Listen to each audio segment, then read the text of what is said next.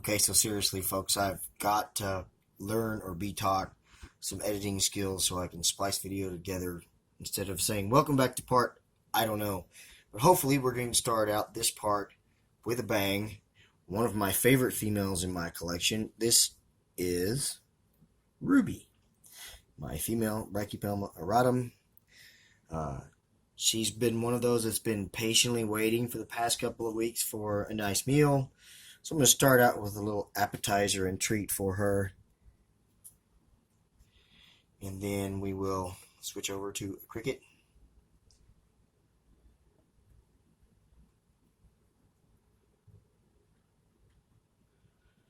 Cannot wait for this girl to get bigger. I bought her as a sex female from Jamie's Tarantulas at about 1.5 inches, and she's 2.5, 2.25.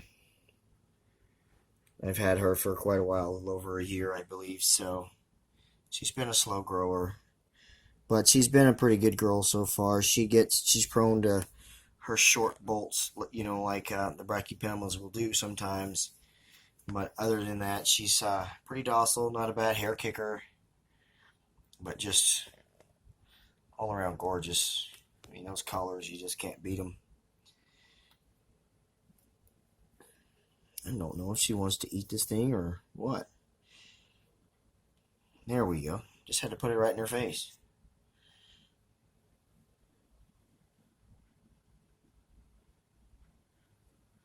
So let me get a cricket and see what she does. Alright, so let's see what happens if we drop a cricket behind her. Hopefully she doesn't get spooked by the second prey like the Brachypelma hamori did.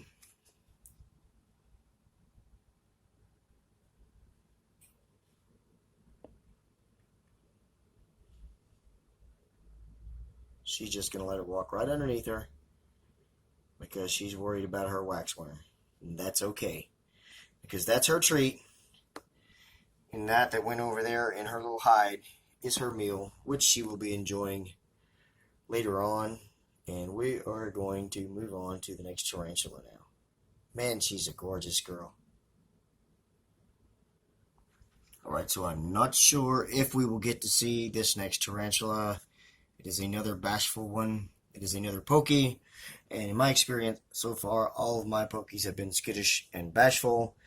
But this is my Poecilotheria rufilata, which personally for me so far is my favorite of the Poecilotheria genus. There, I said it. Metallica is not number one. But it molted in the last couple of weeks, and it's always out like a lot of my other tarantulas. But once it realizes it's been found out, it quickly retreats. So I'm going to try to drop a cricket down in there and maybe entice it to come out.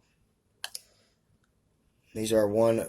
Metallica is definitely probably the most beautiful of the Poecilotheria species. And there's a grab, but we didn't get to see anything. And Rufilata is a close second, I believe, in the beauty contest for Poecilotheria species. Kind of see the cricket struggling back there. Can't really see the tarantula pretty well. It has put on some pretty good size since I got it 4 months ago at the Tarantula Takeover show. It was probably 1.25 inches, and this thing's pushing 3 inches now. So they put on some pretty good size with them all. So that's a good thing, but it's also a bad thing because it's a freaking pokey. And let's be honest, you'd rather have a 3-inch teleporter than an 8-inch teleporter. All you pokey owners will know what I'm talking about. So let's move on, because we've got some other tarantulas to feed still. Okay, guys, so here is the one that I was talking about that would win the beauty contest in the Poecilotheria genus, the Poecilotheria metallica. I'm getting ready to put a cricket in for it. This is definitely my most skittish Poecilotheria, so maybe I can get it fed since it hasn't eaten in a while, and then we'll get distracted enough we can get a look at it. Let me go grab a cricket. So here we go. Dropping cricket in 3, 2, 1. Nice. I figured it would be hungry. It is absolutely not worried about me or my camera or my light because it is hungry, and now it has prey. Look at those colors, guys. This is why this one is also kind of considered the crown jewel of the hobby, just like the Harpyctera pulchripes, which is my absolute favorite old world species at this point. Look at the striping on the abdomen and those blues. And then, of course, you saw on the underside of the legs those yellows. And guys, I'm telling you again, the camera cannot convey the blues and the yellows and the greens that are coming out of this beautiful tarantula. It's the first time I've got it feeding on camera in a while. That was pretty cool. Let's move on to another one. Alright guys, so this next one is another species that I kind of received by default, and I am just biding my time, waiting for it to grow on me or to get big enough that I can decide what to do with it. This one has some notoriety as being defensive and whatnot, which is alluded to by their common name, the orange bitey thing. That's right, this is the OBT. I received this one as a freebie from Fear Not Tarantulas, unbeknownst to me that that's what I was getting. And it's out until I move its enclosure. But it's spending a lot more time out. This one molted in the last 3 or 4 weeks. I'm not exactly sure how long, because it's another one that stays burrowed and hidden, and then it eventually kicks a molt out, and you don't know how old that molt is. Most of the molts that I've picked up lately have been quite crusty when I picked them up, meaning they had been there a while. And darn OBT is hidden way down in there somewhere. This has been a pretty secretive one, of course. Being a fossorial, you just can't really see. It's webbed up along the enclosure because it doesn't want you invading its privacy. But I believe that is the cricket right down in there. Not going to waste any more time on this one. We're going to move on. So this next one may just more or less be an update kind of thing.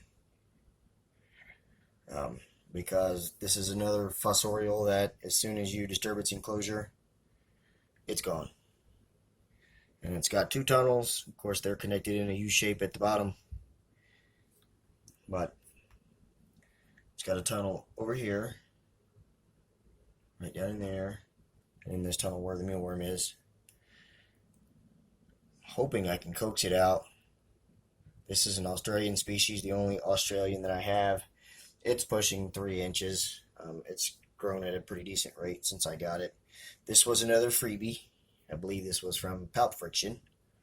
So again, not one of my choosing, and now I'm trying to figure out what I want to do with it. Waiting for it to grow on me, or something I really want to come along. Somebody else wants one of these guys. I was told by my buddy Norvis 8-Legged Critters, he's got some of these and he loves them. Told me I would come to love them. Sorry, buddy. Haven't gotten to that point yet. But he said, you know, if you don't feed them for a couple of weeks, they're more prone to being out. Well, this one here is just completely bashful. I don't know if it will feed for us, so I'll just show you. It's U-shaped den, and there it is right down there. Probably highly pissed off at me for having a light and a camera in its face. So since we didn't get to see it, let's move on. So this next one is one of my bigger tarantulas. Not right now, but as a species in general. This is a Brazilian species. This is a Lassidora Kluge. The Bahia Scarlet Bird Eater. Has not eaten for me recently, but let's see if it will take a treat. It has not been interested in food for a couple of weeks or longer now. So it might be getting ready to go into a pre-molt again, or it might not.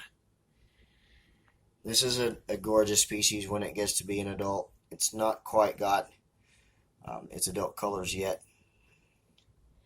Again, the camera won't allow you to see the red hairs coming up on the abdomen there. But this tarantula can get 8 to 10 inches as a new world. So Messiza theraphosa sturmey in the LP Kluge gets quite large as well. I don't know if it's going to take the waxworm for us. It may be getting ready for a pre-molt, but there was a look at my Lassidora Kluge. I'm going to find one more tarantula, and we're going to end this part. So this last one, without question here, is one of my favorite as far as Swedish temperament goes. She's hiding underneath her cork bark over there, but generally some water squirting gets her to come out. Watch her not come out this time to make me a liar.